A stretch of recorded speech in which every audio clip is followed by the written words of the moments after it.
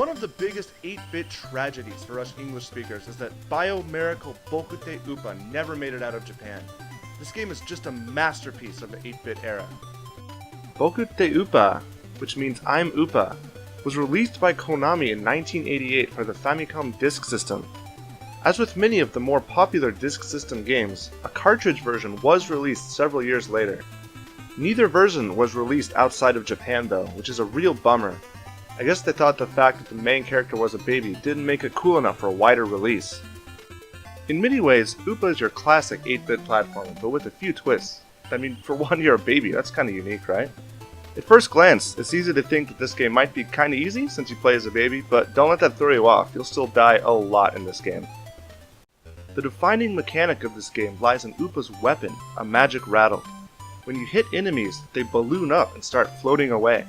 You can either jump on them and use them as temporary platforms, or use them as weapons by tapping them and sending them careening across the screen. You gotta be careful though, because this can backfire if it rebounds off a surface and comes back at you. Sometimes it can be hard to avoid taking a hit from this. The game's level design takes full advantage of this mechanic, and you'll have to get good at both riding inflated enemies and using them as projectiles if you want to make it far. One nice thing is that the game is very liberal with the hit detection on your rattle.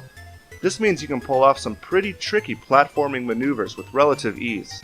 Like any good platformer, Upa has a variety of power-ups. You can pick up milk bottles to replenish your health. There's also hearts that you can get which refill your health, like the milk bottle, but also increase your heart capacity by 1, meaning you can take another hit before you die. Sometimes you can also find this thing that kinda looks like one of the bells from a Twinbee game. It turns you into an adult for a short time, which lets you just plow through enemies. They're pretty rare though. I could only find 2, but there's gotta be more. There's an hourglass which freezes enemies in place for a short time, allowing you to just run past enemies. In World 1 Level 3, there's a screen-clearing bomb that you can activate by pushing off any ledge. Again, I'm sure there's more hidden throughout the game, but I only found this one. It's not really a power-up, but these flamethrower turrets are pretty sweet. You jump on them, and they send a wave of fire to deal with your enemies. The game has 7 worlds in total. Each world has 3 stages, making for a total of 21 stages, plus the final boss fight.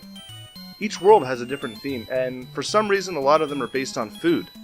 The stage design varies quite a bit. There's a few Dig Dug style stages where you're eating your way through a massive cake, and of course this is an 8-bit platformer, so it does have the mandatory water stages. There's also a few Kid Icarus style wraparound stages where you're trying to move upward instead of to the right. There's even a stage in World 4 that's completely inverted. A lot of creativity went into the stage design here, and it really adds a lot to the game. One minor complaint I have is about these floating tomato platforms that drop when you jump on them. I don't know if it's just me, but they seem like way too hard to jump off of once you land on them. As you can see, I died a lot trying to figure them out. Now, unfortunately no sequels were ever made for this game, but Upa did appear in 2 other Konami crossover titles. One of them is in YY World 2 for the Famicom. This game is kind of a mashup of several popular 8-bit Konami titles. You can get a power-up that allows you to transform into Upa, and his rattle in this game also turns enemies into platforms. The other is in Jikkyo Oshaberi Parodius, which is a side-scrolling shooter for the Super Famicom. Upa is selectable as a ship of sorts. They even play a remix of his theme song when you start a level.